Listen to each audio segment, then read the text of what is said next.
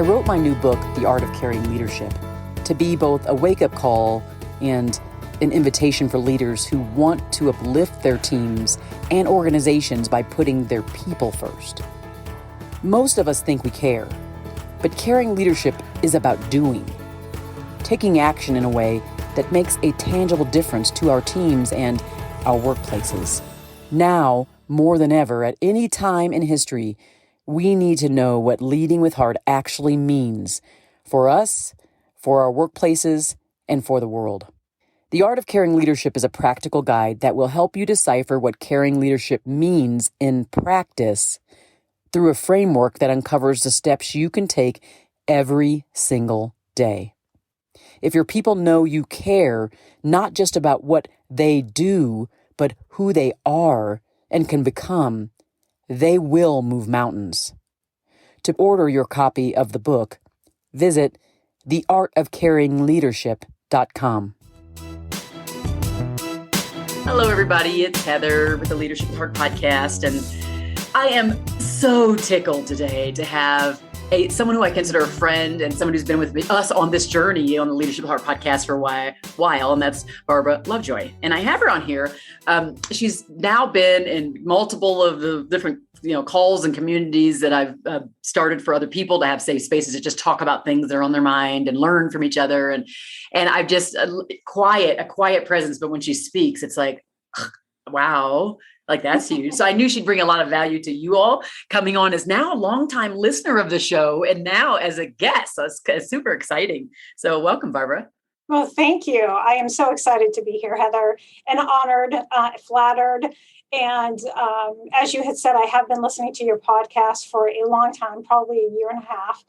And just really, again, just honored to be able to talk with you today and be a part of the community.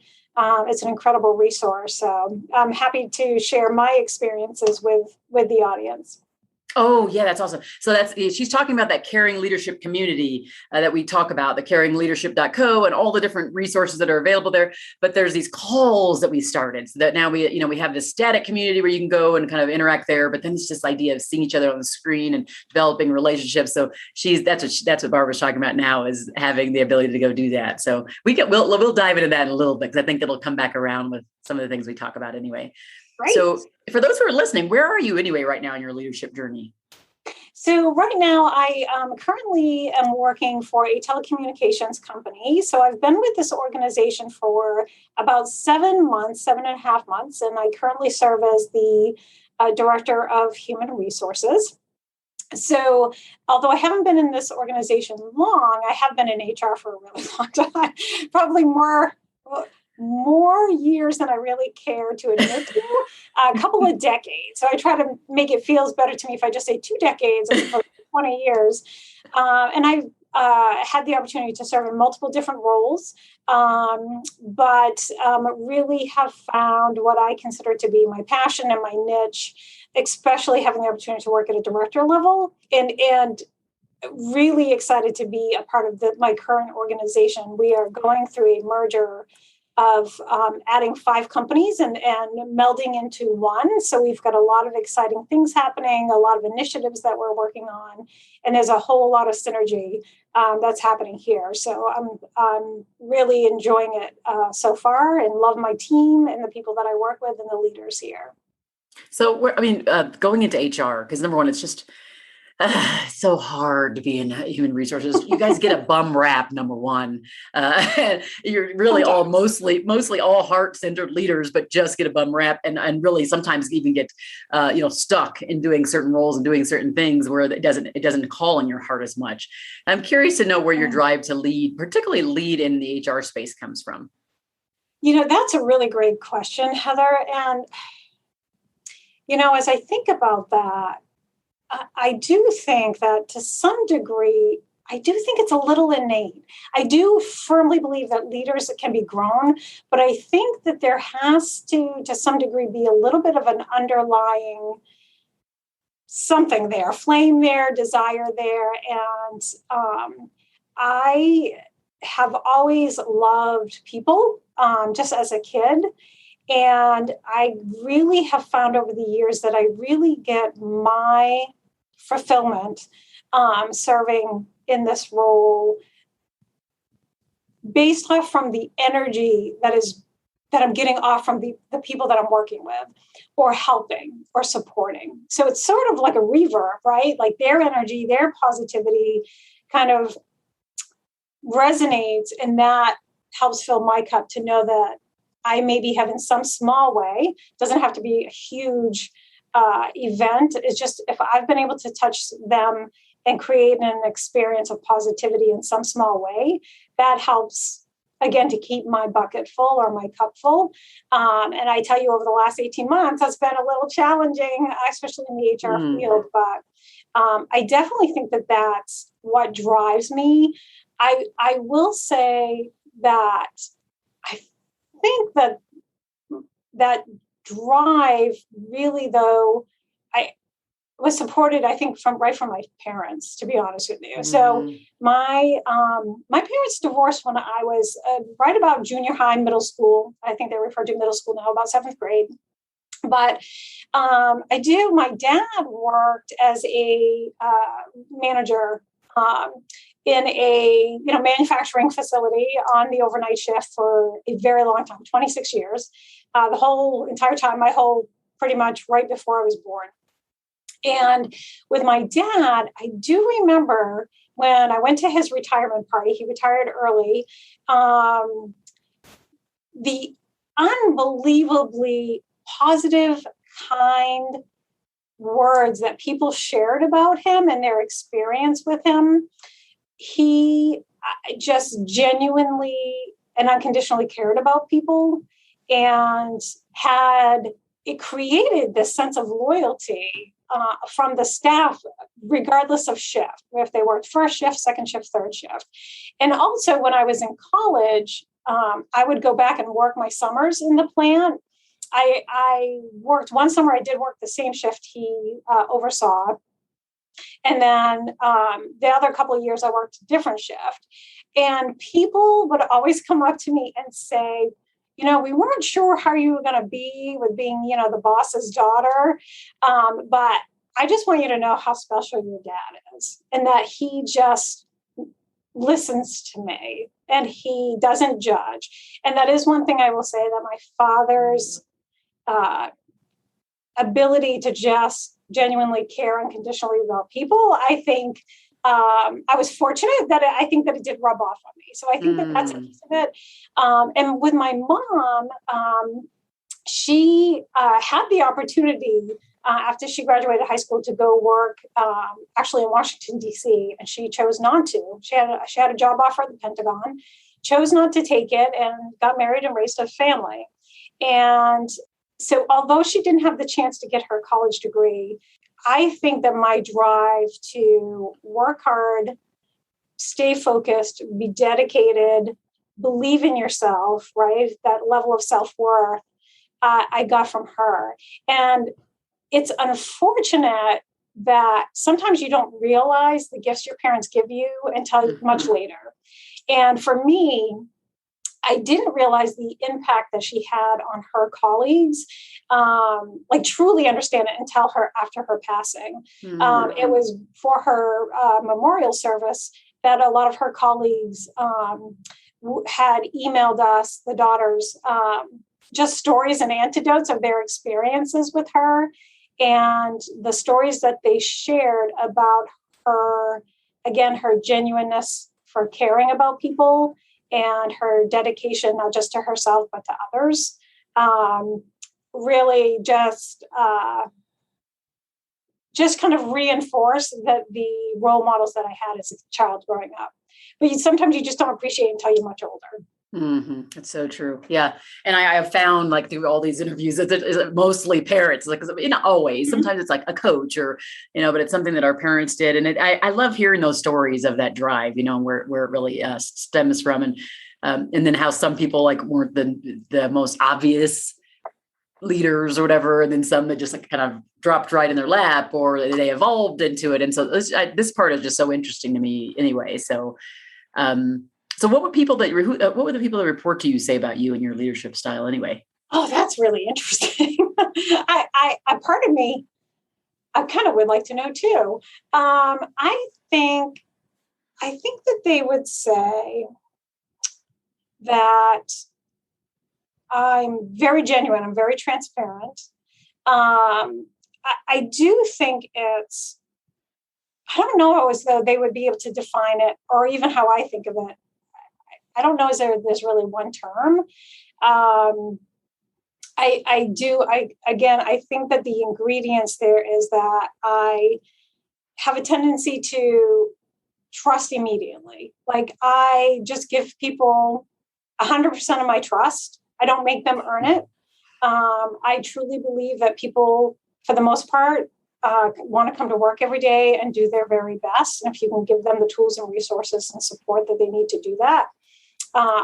So I think that that's an element of that. I think that they would say, again, that I am very transparent and that I do try to find a way to connect with them on a personal level, not overstepping, but definitely trying to find an additional way in which to connect.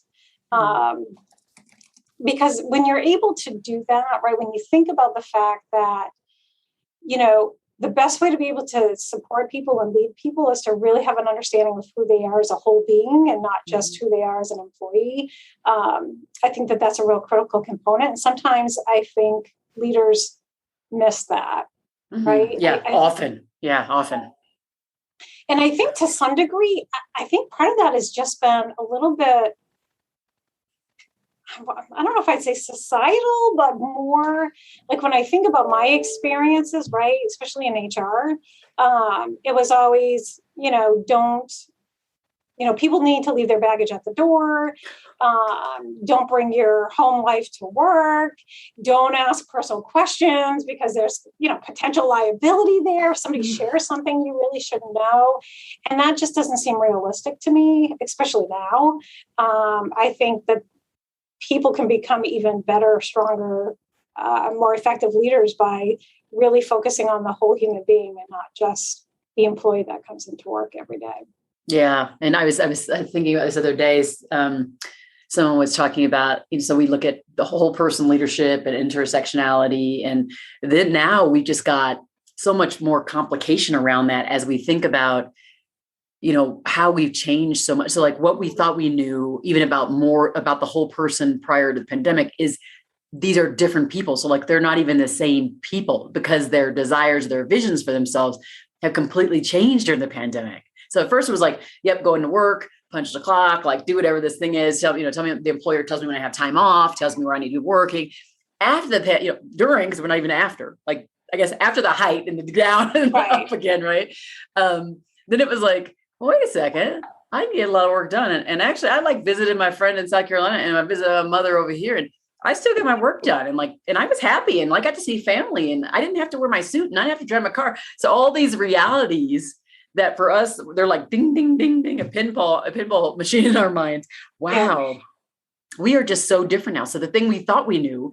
So what does it mean? It means that we got to rediscover our people. Sure. Absolutely. Absolutely. We have to rediscover. So it's crazy. Okay. So I'm curious. Go ahead. See if you had any comments related to that. No, absolutely. I agree 100%, Heather. And I think that we are rediscovering, relearning many things, how we work, the way in which we interact, and the ways in which we can better support each other, right, in general. One of the other things I think that my team members would say that I support is that I assume positive intent. It's almost, it really innate in me. Although, well, I say that. I'm not, actually, I'll backstep that. I definitely have learned a lot over the years, right? So, but I do think to some degree that I really do honestly believe that people come forward with the best of intention for the most part. I'd want to say 98% of the time. I have been called naive, but you know what? My philosophy is I would rather live on the cusp of naivety as opposed to living in a world of cynicism, right? I I can't look through a lens of being cynical all the time, because there's just too many other important things going on, and that just would weigh down so heavily that I don't think that I could be my best self. So if there are times where people sometimes maybe think I'm living in a world of Pollyanna, then so be it. I'm like, and now I know why you and I are like sisters from another mister or something. Because I know why we connect. I'm so that way. I'm like, I'm 50 and I could care less if I think like a 12-year-old. Like me, I want to be like seeing you through the eyes of a 12-year-old and just be like, yeah, like lots of possibilities. Like, oh, let's go have fun. Let's go like do these things. Like I'm just like you said, I'm gonna trust. I'm gonna soup on a tent. I'm gonna be there for you. I don't know. I'm just gonna keep giving to you. I'm gonna pour my heart into you. And unless you really, obviously stab me somewhere. Right. Then you do have a problem, because there is a problem at that point, because it takes a lot for me to get there. A lot. But when it gets there, then I'm like, okay, now I know how I have to work with you now. Yeah, absolutely. Oh my gosh. Okay. So for those who are listening, I already know they already know that you're wonderful. This is the part of the conversation where I want to ask you about a time when maybe you feel like you weren't the best leader. You didn't show up as your best self. What did that look like specifically in a story, if you can? And then what did you do to come out of that? Yeah, this is kind of that love-hate portion of the podcast, because I love it because it does reinforce our humanness. But sometimes it's sort of like, ooh, I hate thinking about those times. And there are two in particular times, Heather, that really come to mind for me. And in both times there is a commonality, and it was frustration. And so in one instance, somebody had come to me in what I thought was like a really, like, not a difficult obstacle at all. And I, was working really long hours, and I was really stressed trying to get a project done. And this poor person came into my office and said, we have a scheduling conflict with the training room, and I'm not sure what I'm going to do. Am I going to have to cancel this? And I literally was like, I don't understand what is so difficult about this, but I probably said it a little sharper than that. And I kind of sat up and I was like, pulled up the computer and just was like, there's problem solved. And I didn't even really think about it until probably a couple days later. And I felt awful. I thought, oh my gosh, I can't even imagine having a leader or a manager who treated me or reacted in that way. So it wasn't so much treating, but it was more about a reaction. And the other instance, it was also similar. It was just a level of frustration. And what I really had learned from both of those particular instances is that I failed them. Like, that situation was not about them at all. And that they were inept in their job, or that, how silly would they come to me with this issue when they couldn't have figured it out on their own? And I really, over the years, have really learned and accepted the fact that I totally failed them as their leader, not just in how I reacted, but more about I didn't give them the tools that they needed to really be successful. Had I spent some quality time with them and ensured that they had the resources, tools, and information and empowerment that they needed to do their job, that whole situation probably would have never even occurred. And I will say that is kind of a philosophy that I've really kind of adopted over the years, is that concept of extreme ownership. I don't know if that is, I know that there's a book, I did read a book that was out called Extreme Ownership. And it was written, one of the co-authors was a Navy SEAL. And it really is all about really kind of flipping the switch and reevaluating that when your teams fall short, who is really responsible for that? And is it them or is it you as the leader? And when you think about extreme ownership, it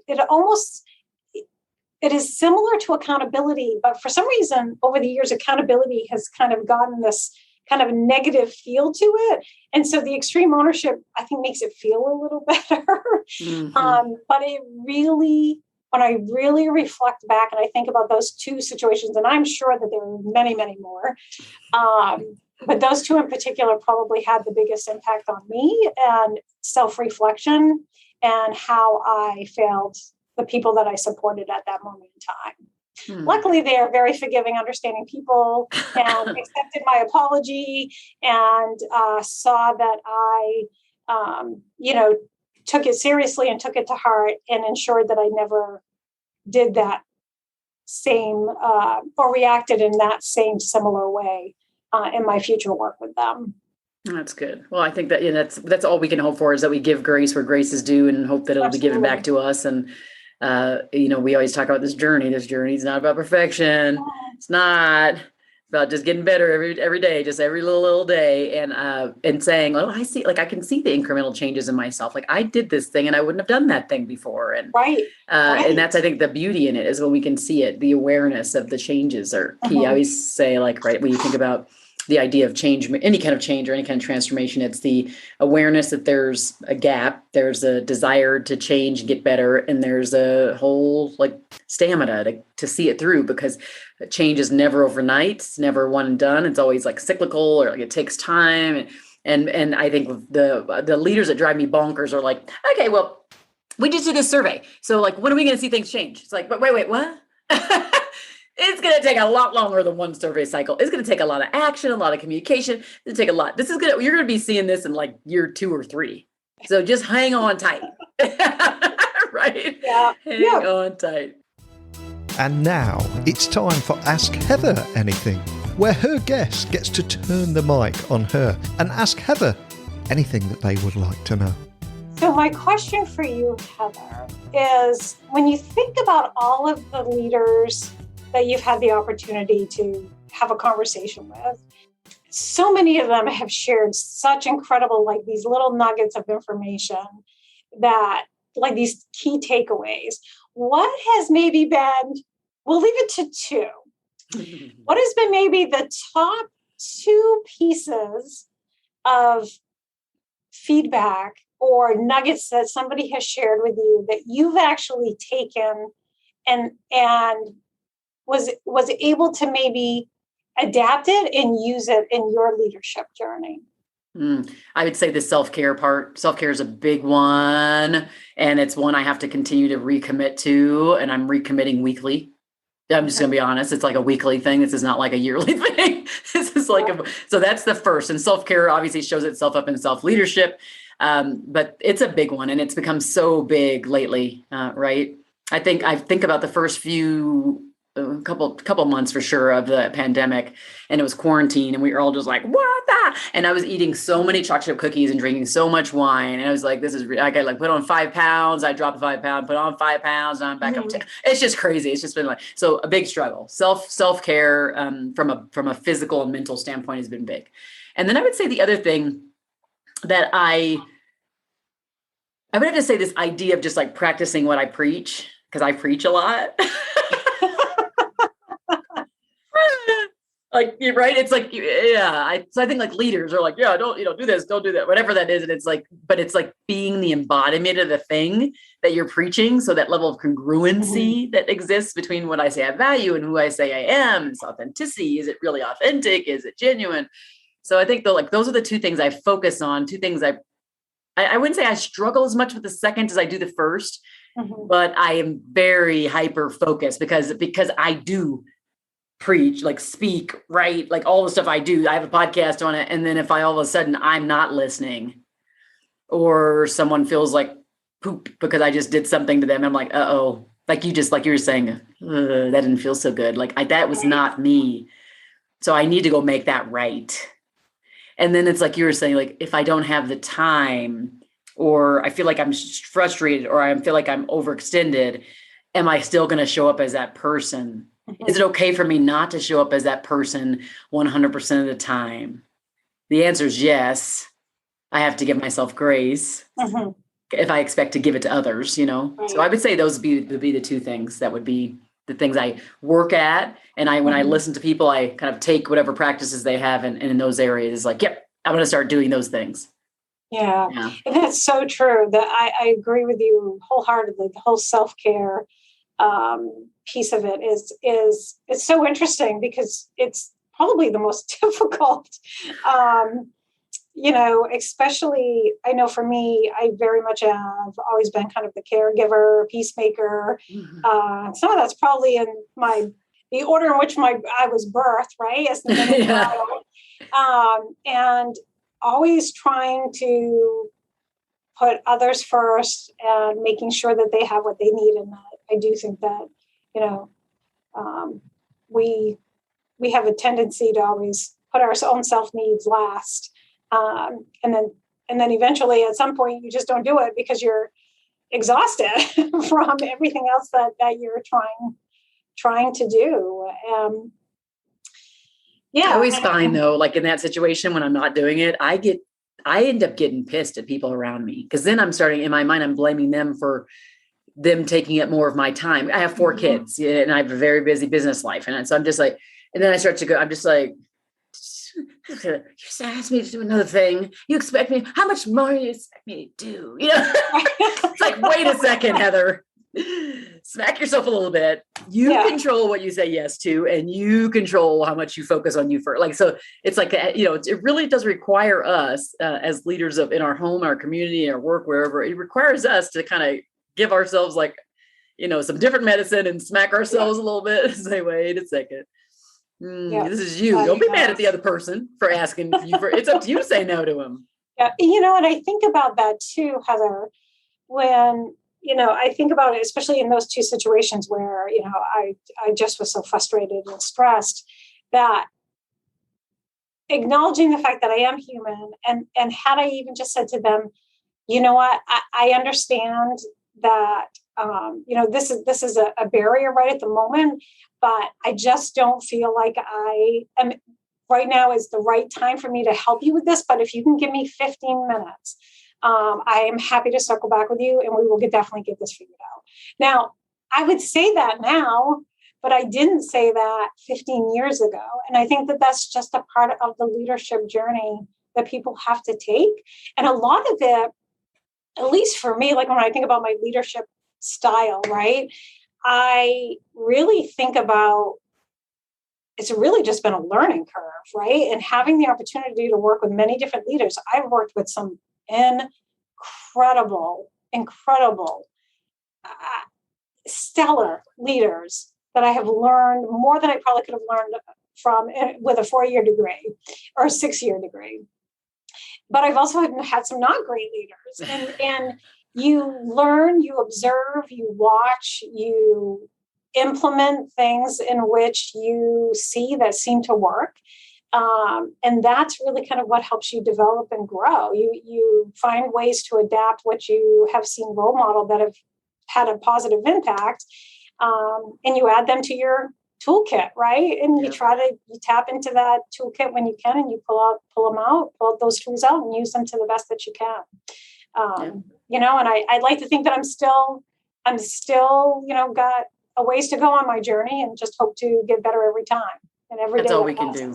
Yeah. That's all we can do is just get better every time. If you're committed to that, because a lot of people aren't committed to it, but the fact that, you are committed and you put in the work, because it is action, right? You put in the work to get there. It's all that really matters. So I am curious for those who are listening, this is, getting the pearls of wisdom, the couple things that you'd want to leave. What might be the things that might need to get people through the week or through their leadership or through this day? What might be a couple pearls of wisdom you give them?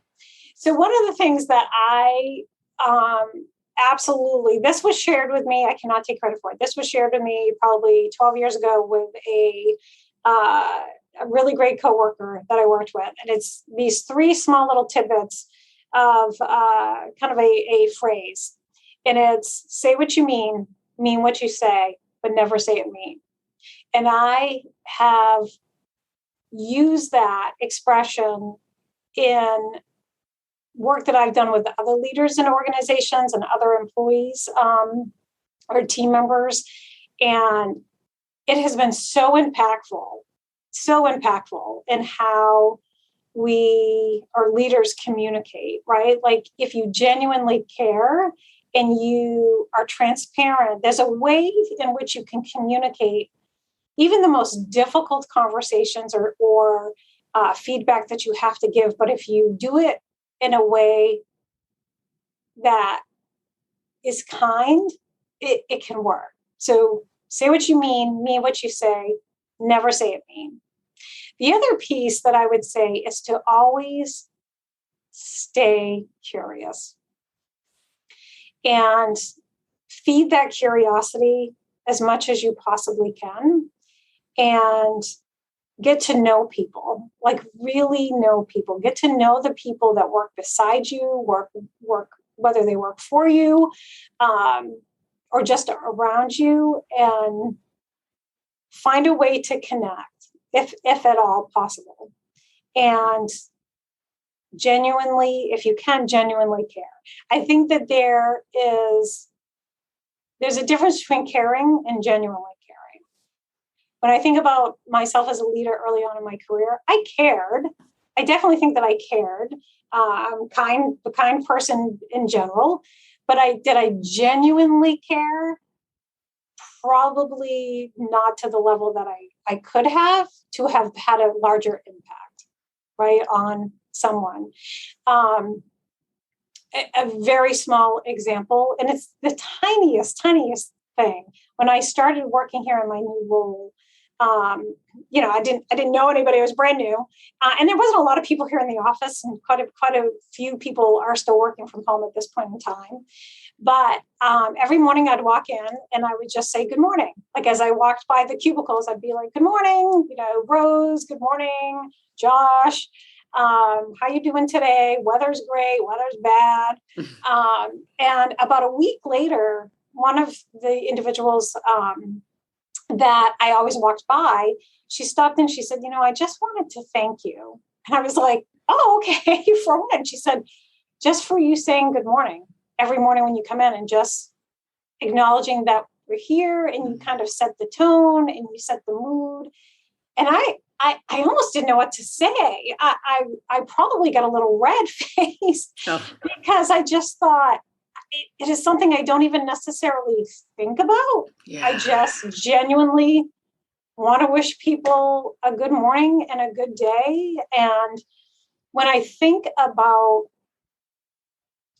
other leaders being able to really have an impact, I think about that one small little thing that you can do that is so easy. And I've seen leaders, especially, some executive leaders, right, who will come down or go to a certain area of the building because they need to talk to somebody and just talk to that one particular person and then walk by the rest of everybody else and not, you're a number. Hi, you're not how's important. It going? Thanks for being here. You're doing a great job. It is such an easy thing to do that can have such a huge impact on engagement. And it's a miss. It's a miss that happens. And I get, right, that people have incredible things on their plates and their bandwidth is stretched beyond capacity and they're focused. But I'm telling you, the smallest thing could make the biggest difference for anybody. And when I think about thinking of our team members or our employees as whole human beings, for some people, when they come to work every day, that's like the best part of their day. Yeah. Right? We don't really understand what happens outside of the four walls that we work in. And for some of our people, they don't even get that because they're working from home. So, my goal is to make sure that people, when they come here, that they have the best experience they possibly can in the time that we have together. And really, that's really kind of what caring leadership is all about to me. Yeah, I love that so much. Oh, thank you so much for ending on that. I'm like, now I'm in I need some tea and some crumpets. I'm not sure, but something that That was awesome. Listen, for those who have listened to my conversation with Barbara and you really enjoyed it, please do make sure you share it far and wide. The sharing is what helps move us up and up and up the rankings, which we are, by the way, moving up. So that's kind of cool after this many years.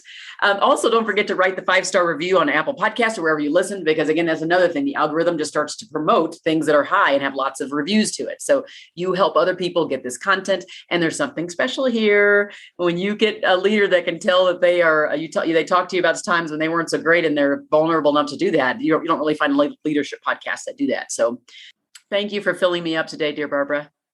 Oh, well, thank you for having me again. It's been an honor. And I so appreciate you and all the work that you do, and look forward to continuing to learn right alongside with you. I love that.